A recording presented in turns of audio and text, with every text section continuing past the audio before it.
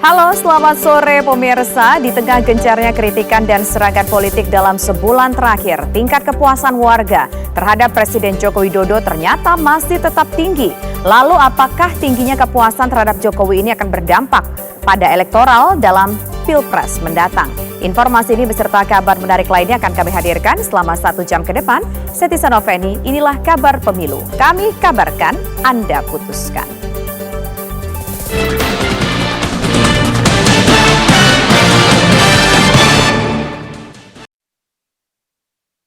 Selasa kemarin, calon presiden nomor urut 1 Anies Baswedan melakukan safari politik ke Banjarmasin, Kalimantan Selatan.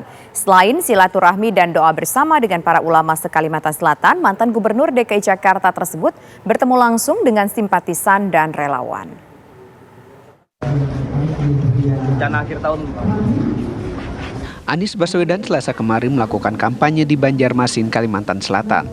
Setibanya di kota Seribu Sungai tersebut, Capres nomor urut 1 ini langsung bertemu dengan ratusan generasi milenial.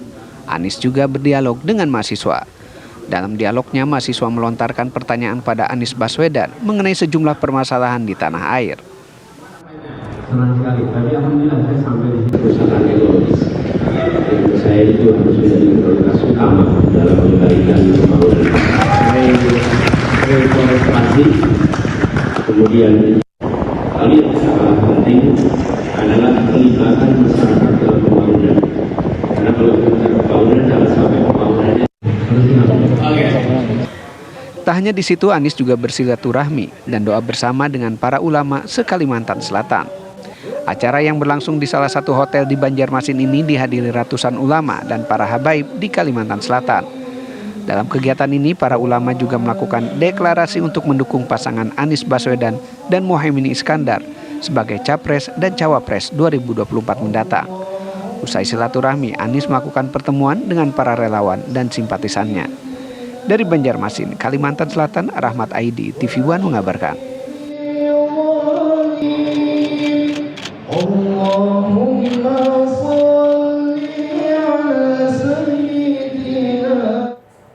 Menteri Pertahanan Prabowo Subianto menerima kunjungan silaturahmi dari Jenderal TNI Purnawirawan AM Hendro Priyono di kantor Kementerian Pertahanan Republik Indonesia Selasa siang. Prabowo dan Hendro Priyono juga menyempatkan santap siang bersama.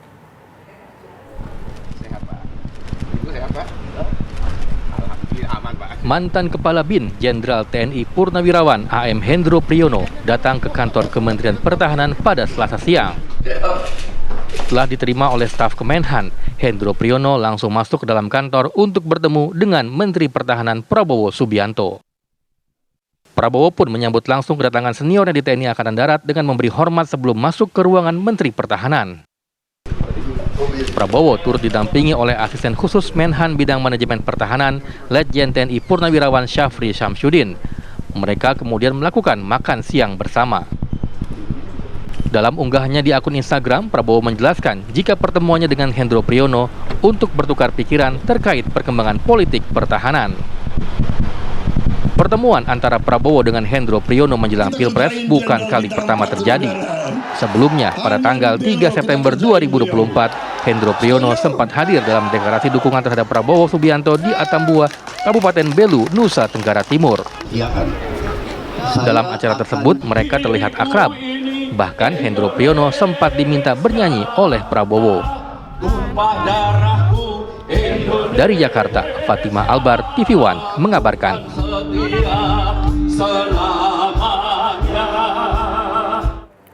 Capres nomor urut 3 Ganjar Pranowo berkampanye di Kabupaten Kutai Kartanegara, Kalimantan Timur. Ganjar bertemu Sultan Ing Martadipura di Kedaton, Tenggarong.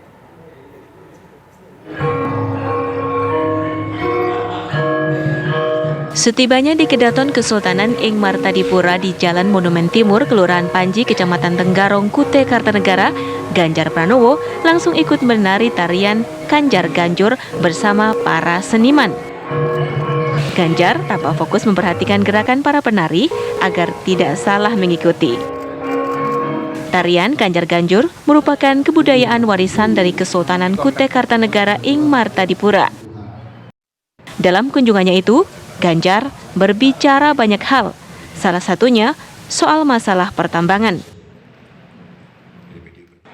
ada dua hal. Yang pertama, good practices mining ini mesti dilakukan dan dikontrol dari Kementerian maupun Dinas Olahraga.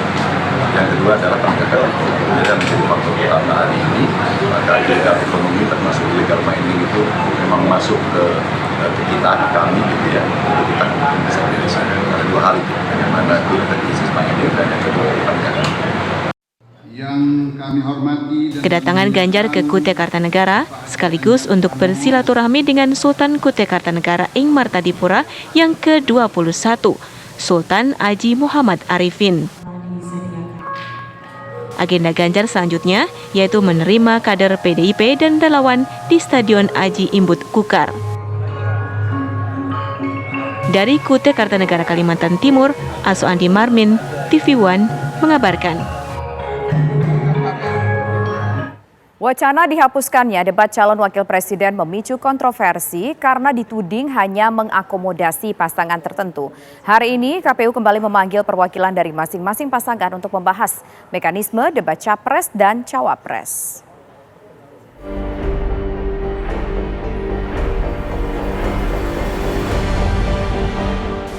Rencana Komisi Pemilihan Umum KPU RI untuk menggelar 5 kali debat capres dan cawapres menjadi polemik.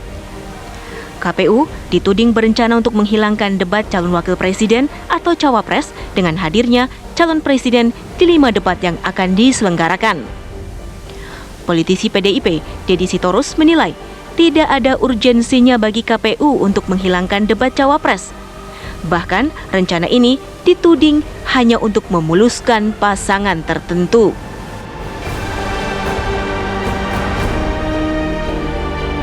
Loh, kami kan menolak sebenarnya. Kalau tim yang ada di KPU itu terpaksa harus tidak mengatakan keberatannya, walaupun mempertanyakan, itu bagian niat baik kita supaya pemilu ini bisa berlangsung sesuai proses. Tetapi yang menjadi pertanyaan kami, pertanyaan masyarakat, apa urgensinya bagi KPU mengubah format itu? Tidak ada alasan filosofis tadi yang saya katakan. Komisioner KPU Idam Holik mengaku pihaknya tidak berencana menghilangkan debat cawapres. Hingga saat ini, KPU belum merilis pedoman teknis pelaksanaan debat capres dan cawapres. Saya ingin menjelaskan peristiwa di 2019 yang lalu ketika terjadi debat pasangan calon presiden wakil presiden. 2 kali debat itu capres-cawapres. 2 kali debat capres, 1 kali debat cawapres.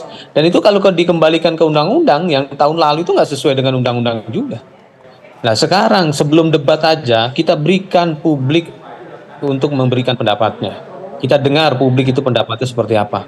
Dan undang-undang tetap menjadi pegangan kami dan kami tegaskan, Ketua KPU juga telah menegaskan bahwa debat itu diselenggarakan selama 5 kali.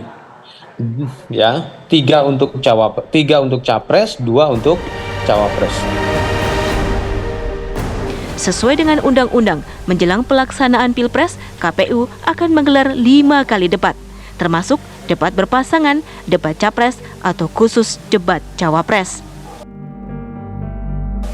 Tim TV One mengabarkan.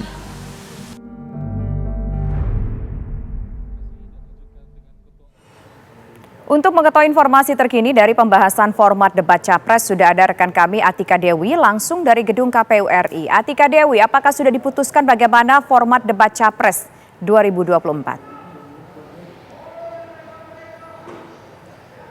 Ya, baik. Selamat siang, Tisa dan juga pemirsa. Yang benar ini Komisi Pemilihan Umum Republik Indonesia ini menggelar rapat teknis mengenai format dan seperti apa konsep debat capres dan cawapres pada pemilihan presiden 2024 mendatang di gedung KPU di Bilangan Jakarta Pusat, yang mana dari konfirmasinya ini Komisioner KPU Idam Holik ini memang mengkonfirmasi bahwa nantinya ini rapat teknis akan digelar pada pukul 14.00 waktu Indonesia Barat. Namun dari pantauan kami di lapangan ini rapat teknis hingga saat ini memang masih belum dimulai, memang masih menunggu, dan nantinya ini KPU akan menggelar rapat teknis bersama dengan para tim ses dari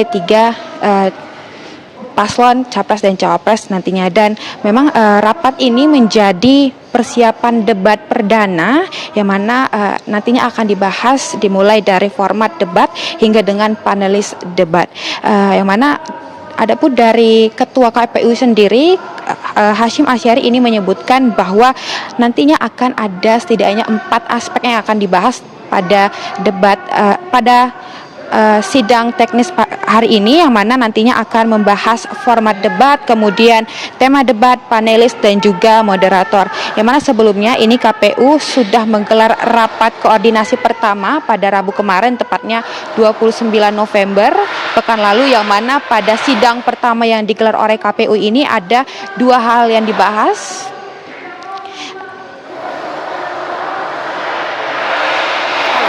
Silakan dilanjutkan laporan Anda. Ya, tampaknya ada gangguan komunikasi dengan rekan kami Atika Dewi. Pemirsa, kita tunggu saja bagaimana hasil dari rapat debat untuk debat Capres tahun 2024 ini. Apakah memang akan ada yang dihilangkan atau mungkin ada sebuah dobrakan yang baru, pemirsa? Usai jeda berikut kami akan kembali dengan informasi mendapatkan kritikan dan serangan bertubi-tubi. Tingkat kepuasan masyarakat terhadap Presiden Joko Widodo ternyata masih tetap tinggi. Informasinya sesaat lagi. Tim Pemenangan Nasional Anies Baswedan Muhaimin Iskandar melakukan konferensi pers terkait dengan adanya rumor akan adanya calon anggota baru yang akan bergabung. Juru bicara Timnas Amin mengklaim akan ada sosok yang akan bergabung. Info yang beredar sosok yang tersebut adalah mantan kader Partai Demokrat. Calon anggota baru ini ramai diperbincangkan dan sempat menjadi sorotan publik atas keputusan politiknya. Timnas Amin menyambut baik siapapun yang akan bergabung dan yakin akan banyak yang kembali ke jalan yang benar setelah momentum naturalisasi ini.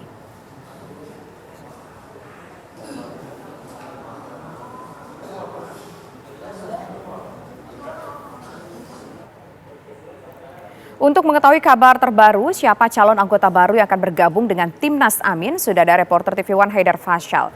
Fasyal, siapa nama calon baru yang akan bergabung bersama Amin?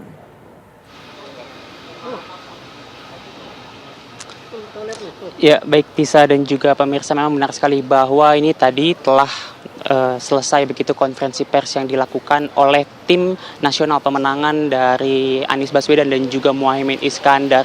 Baru saja berakhir beberapa saat yang lalu dan tadi ini dimulai pada pukul 2 siang waktu Indonesia Barat. Memang awalnya ini pemirsa kita mendapat informasi bahwa konferensi persnya ini bertajuk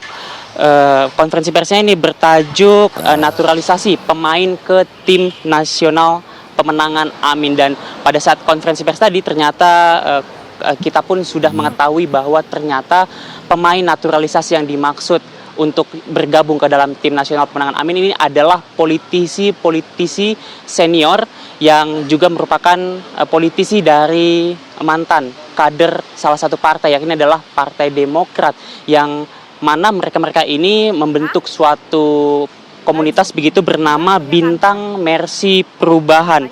Dan diketahui juga bahwa dalam konferensi persnya dijelaskan oleh M. Sukri, dalam hal ini terdapat 4 elemen penting yang ada di dalam komunitas tersebut, yakni adalah yang pertama merupakan mantan anggota DPR RI dari Partai Demokrat, lalu juga ada mantan anggota DPRD provinsi, ada mantan DPRD kabupaten kota juga, lalu elemen kedua ini adalah terdiri dari para pendiri Partai Demokrat, lalu elemen ketiga ini mantan pengurus DPP, DPD dan juga DPC dari Partai Demokrat, dan juga elemen keempat yang juga dikatakan paling penting adalah kader utama dari Partai Demokrat di seluruh Indonesia. Adapun tadi untuk menjawab pertanyaan Tisa, dalam konferensi persnya ini tadi diwakilkan oleh 7 anggota dari Bintang Mercy Perubahan, yakni adalah Bapak Ahmad Thorik, M. Sukri, Ramadan Pohan, Hengki Luntungan, Kasim Hussein, Anton Rifai, Bapak Yus Sudarso dan juga Yoyo Hadiutomo. Adapun mereka mendukung calon Presiden Anies Baswedan dan juga Muhaimin Iskandar karena dirasa memiliki visi misi yang sama begitu terhadap tujuan mereka. Itulah yang membuat mereka pada akhirnya menjadi bersatu. Itulah yang dikatakan pada konferensi pers tadi.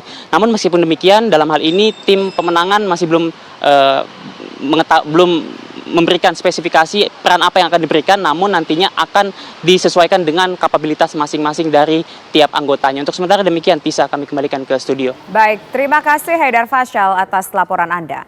Pemirsa, Presiden Joko Widodo bersama warga di Manggarai, Nusa Tenggara Timur bermain sepak bola bersama. Kali ini Jokowi bermain sebagai kiper.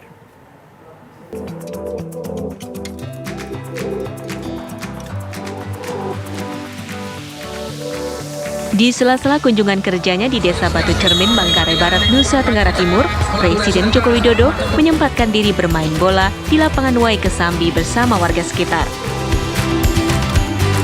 Jokowi main sebagai kiper menggunakan jersey warna biru dengan nomor punggung 22. Beberapa kali mantan wali kota Solo itu sempat melakukan aksi penyelamatan dengan menahan tembakan dari tim lawan. Namun akhirnya, gawang yang dikawal Presiden harus bobol melalui sepakan mendatar dari dalam kotak penalti. Yang paling penting, gembira dan sportif, yang paling penting itu. Pertandingan persaudaraan, persahabatan, yang paling senang Pak Gubernur senang, Pak Bupati senang, semua pemain senang, yang paling penting. Aksi Jokowi di bawah mistar gawang mendapat sambutan meriah dari warga. Mereka pun memberikan tepuk tangan setiap Jokowi berhasil menahan bola. Usai bermain bola, Presiden sempat ikut menari bersama ibu-ibu setempat. Jokowi tampak antusias mengikuti gerakan tari yang diajarkan oleh ibu-ibu. Dari Manggarai Barat, Nusa Tenggara Timur, tim TV One mengabarkan.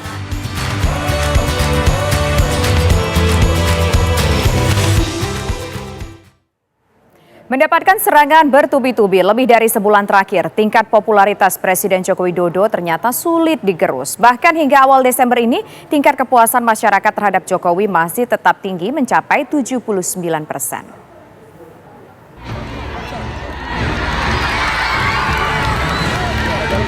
Majunya Gibran Rakabuming Raka di Pilpres 2024 memicu serangan politik bertubi-tubi terhadap Presiden Joko Widodo. Bukan hanya dari oposisi, kubu PDIP yang mendukung Ganjar Pranowo dan Mahfud MD juga kerap melontarkan kritikan tajam. Dalam 40 hari terakhir, berbagai serangan mulai dari dinasti politik, netralitas aparat, hingga sindiran Orde Baru dialamatkan ke Presiden Jokowi. Meski menghadapi tudingan yang bertubi-tubi, survei terbaru Denny JA menunjukkan bahwa tingkat popularitas Jokowi masih tetap tinggi.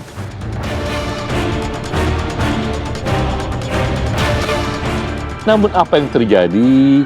Jokowi tetap populer, approval ratingnya masih 79,1% di akhir November, lebih dari 40 hari setelah ia dikritik habis-habisan.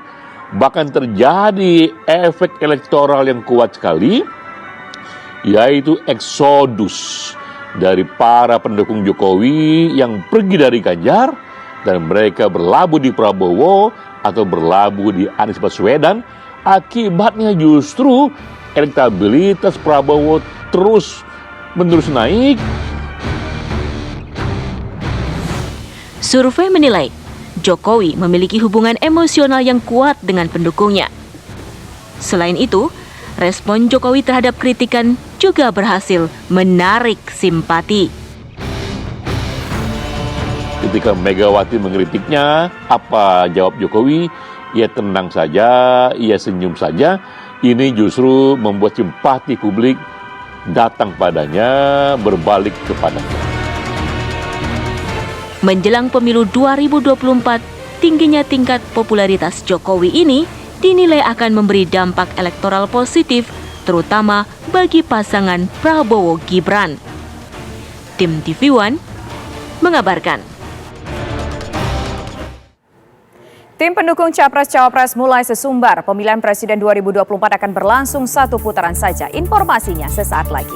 Di masa kampanye, pekan kedua, pertarungan calon presiden dan calon wakil presiden semakin ketat. Tim pendukung Capres-Cawapres mulai sesumbar pemilihan presiden 2024 akan berlangsung satu putaran saja.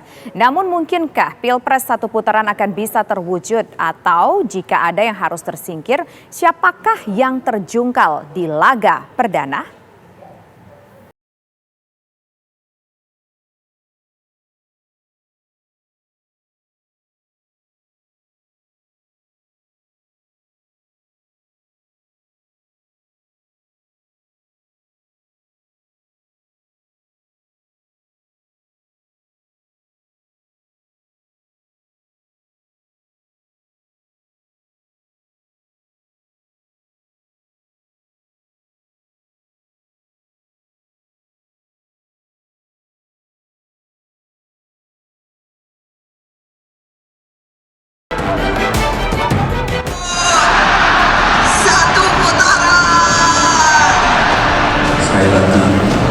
Kita ingin menang satu putaran.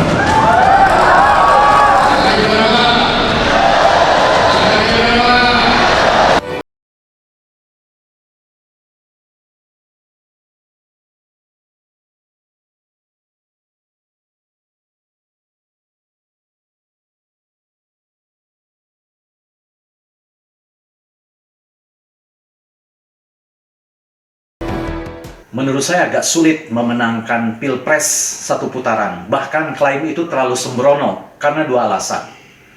Untuk memenangkan Pilpres satu putaran, seorang kandidat harus meraih sekurang-kurangnya 50% suara nasional dengan sebaran meraih 20% dari setengah jumlah provinsi di Indonesia. Artinya dia harus memenangkan suara 20% di sekurang-kurangnya 20 provinsi di Indonesia.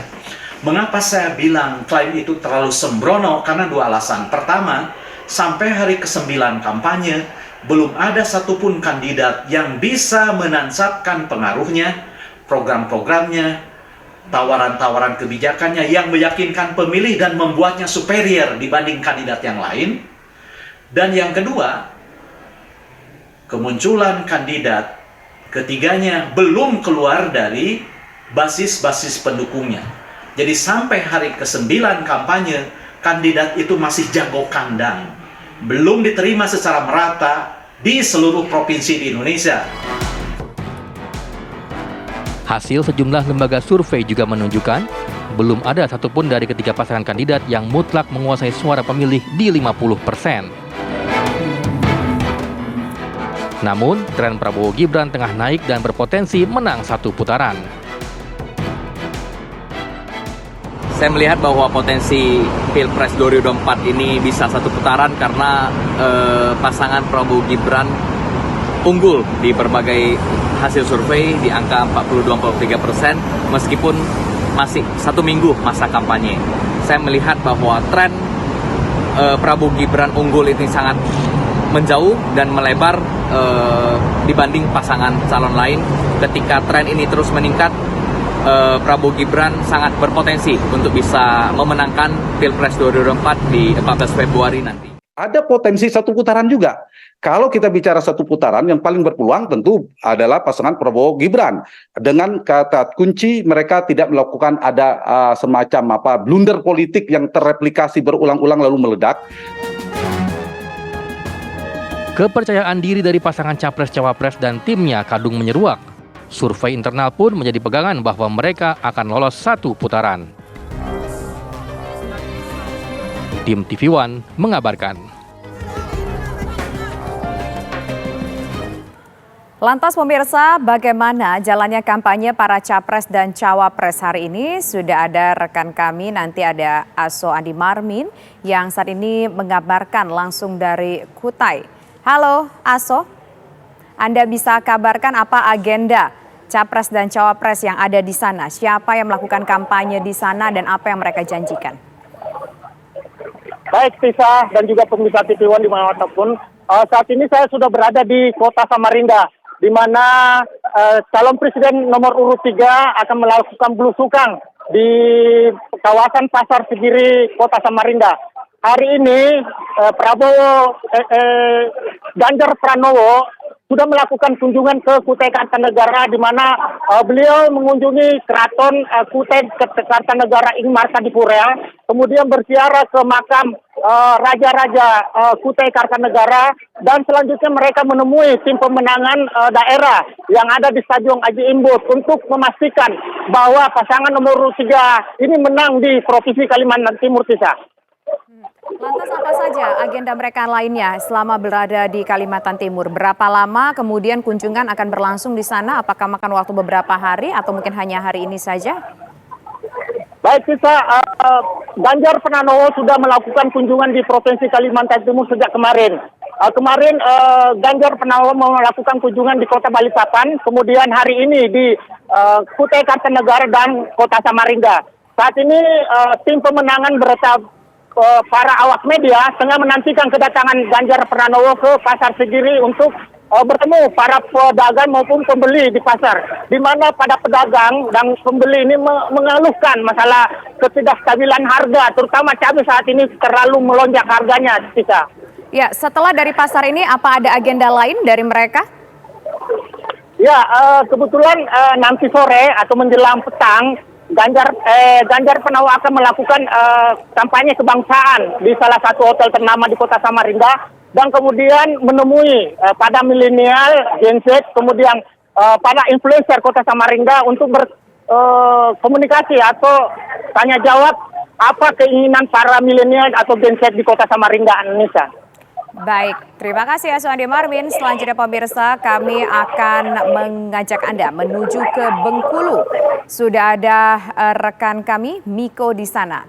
Miko, siapa yang hari ini melakukan kampanye di sana dan apa yang mereka janjikan kepada warga Bengkulu?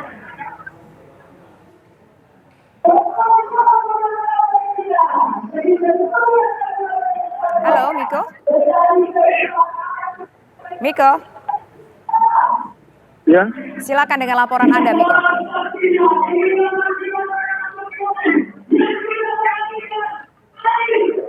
Halo, Miko. Bisa mendengar kami dari studio, Miko? Silakan langsung saja dengan laporan Anda.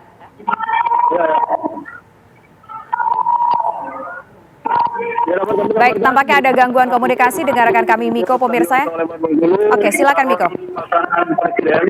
Anies Baswedan nomor urut 1 telah melakukan rangkaian kegiatan kampanyenya di hari ini di Bengkulu. Dari pertama pada pukul 8.30 pagi tadi melakukan kunjungan di Pasar Minggu Kota Bengkulu, kemudian dilanjutkan ke Universitas di Bengkulu untuk melakukan diskusi bersama mahasiswa, dan kemudian di saat ini saya berdiri di GOR Stadion Bengkulu ini bertemu dengan ribuan massa dan simpatisan yang ada untuk pemenangan calon pasangan Anies Baswedan dan Muhaimin Iskandar. Baik, terima kasih Miko atas laporan Anda langsung dari Bengkulu. Pemirsa, tampaknya di sana begitu ramai sekali sehingga kita sedikit mendapati gangguan komunikasi dengan rekan kami Miko, pemirsa. Tapi dari layar kaca kita saksikan Anies bertemu dengan ribuan warga yang berada di Bengkulu untuk menyampaikan ataupun melakukan kampanyenya. Pemirsa, usai jeda berikut kami akan kembali dengan sejumlah informasi penting lainnya terkait dengan pemilu tentunya. Tetaplah bersama kami. Di masa kampanye ini, calon wakil presiden terus melakukan manuver dalam berkampanye. Muhaimin Iskandar bersafari politik ke Aceh. Mahfud MD mengunjungi pondok pesantren di Jakarta, sementara Gibran Raka Buming Raka memilih tidak berkampanye dan beraktivitas sebagai wali kota Solo.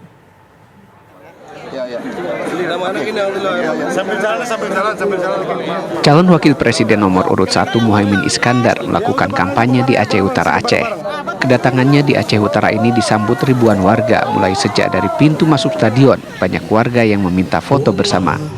Setibanya di tempat orasi, ia langsung disambut dengan salawat. Dalam kampanyenya, Muhaimin Iskandar memberikan dukungan pada masyarakat yang akan melanjutkan pendidikan. Di samping itu, akan meningkatkan sektor pertanian. Calon wakil presiden nomor urut 2 Gibran Raka Buming Raka memilih tidak melakukan kampanye. Pasangan capres Prabowo ini lebih memilih melakukan aktivitasnya sebagai wali kota Solo. Ketika ditanya soal kesiapannya mengikuti debat cawapres, Gibran menyatakan siap untuk ikut dengan format apapun. Calon wakil presiden nomor urut 3 Mahfud MD menghadiri acara silaturahmi pimpinan pondok pesantren dan Dewan Kemakmuran Masjid se-Jabodetabek. Mahfud MD ingin memberikan perhatian khusus kepada pesantren dan melanjutkan program pemerintah tentang pesantren yang sudah ada, serta memaksimalkan dana abadi pesantren sebesar 128 triliun rupiah. Acara ini juga dihadiri Ketua Umum Partai Perindo, Haritanu Sudibyo, dan para ulama se-Jabodetabek. Tim TV One mengabarkan. Berbagai upaya terus dilakukan para simpatisan dan pendukung pasangan calon presiden dan wakil presiden. Selain bertemu dan turun langsung bertemu dengan warga, doa bersama untuk kepada pasangan yang didukung juga gencar dilakukan. Syarat jadi calon presiden kudu didukung 20%. Bertempat di Balai Seban Lidah Tani, Randu Blatung, Blora, Jawa Tengah, puluhan relawan Amin menggelar pertemuan dengan para petani hutan. Dalam pertemuan tersebut, para relawan Amin melakukan diskusi dengan kelompok tani terkait masalah-masalah yang saat ini sedang dihadapi oleh para petani, khususnya di Desa Temulus, Randu Blatung.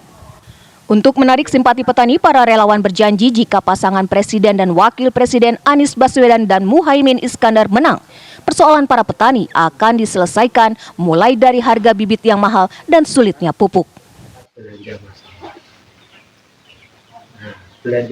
Sebanyak 520 caleg dari berbagai daerah kabupaten dan kota di Kalimantan Barat hadir dalam konsolidasi Partai Gerindra di Kuburaya. Sekjen DPP Gerindra Ahmad Muzani yang hadir dalam kegiatan ini meminta agar semua kader Gerindra all out dalam membantu pemenangan Capres Prabowo Gibran dalam Pilpres 2024. Ahmad Muzani juga menegaskan Prabowo Gibran sudah siap dalam menghadapi format debat Capres dan Cawapres yang nanti akan dilaksanakan.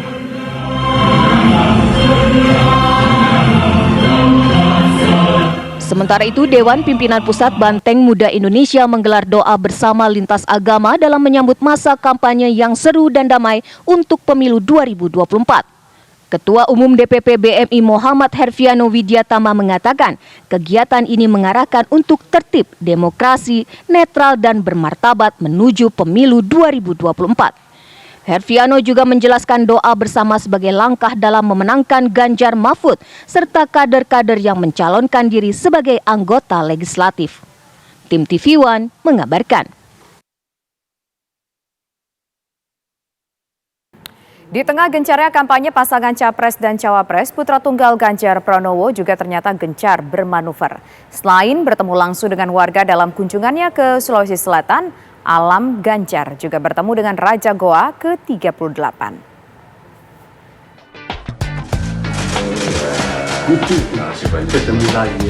Putra tunggal calon presiden Ganjar Pranowo, M. Zinedine Alam Ganjar, bertemu Raja Goa ke-38 Andi Kumala Ijo Karang Lembang Parang di kediaman Raja, Kabupaten Goa, Sulawesi Selatan.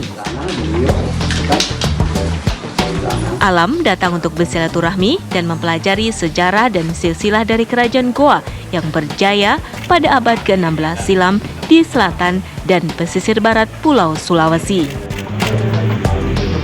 Setelah berkunjung ke rumah Raja, Alam diajak oleh putra dari Raja Goa untuk berkunjung ke Museum Bala Lompoa bersama wisatawan lainnya. Sangat senang. Banyak kita bahas sejarah sama kebudayaan sih, dan juga bagaimana anak-anak muda ini tetap tertarik kepada budaya-budaya lokalnya, khususnya juga melestarikan apa yang ada di daerah masing-masing. Selain ke Goa, Alam Ganjar juga menyempatkan diri bertemu dengan warga Jalan Taman Sudiang Indah Makassar. Alam Ganjar disapa dan disambut antusias warga sekitar. Bahkan Alam Ganjar diajak bermain cabang olahraga bola voli dan bulu tangkis. Warga antusias menonton Alam Ganjar bermain bulu tangkis. Bahkan bersorak dengan menyebut nama putra tunggal Ganjar Pranowo sebagai Mas Alam. Tim TV One mengabarkan. Ratusan mahasiswa dari berbagai kampus di Kota Kendari, Sulawesi Tenggara menggelar mimbar ekspresi menolak politik dinasti. Dengan menggunakan topeng anonim, ratusan mahasiswa dari berbagai kampus ini menggelar mimbar ekspresi yang dipusatkan di kampus Universitas Sulawesi Tenggara atau Unsultra. Para mahasiswa ini menilai mempertahankan kekuasaan agar tetap berada dalam lingkaran keluarga haruslah ditolak karena telah merusak tatanan demokrasi. Topeng Anonymous yang digunakan ini merupakan simbol perlawanan terhadap elit politik yang anti-demokrasi. Tak hanya menolak politik dinasti, ratusan mahasiswa ini juga menyerukan kepada rakyat Indonesia untuk menolak pelanggar HAM terhadap jabatan publik.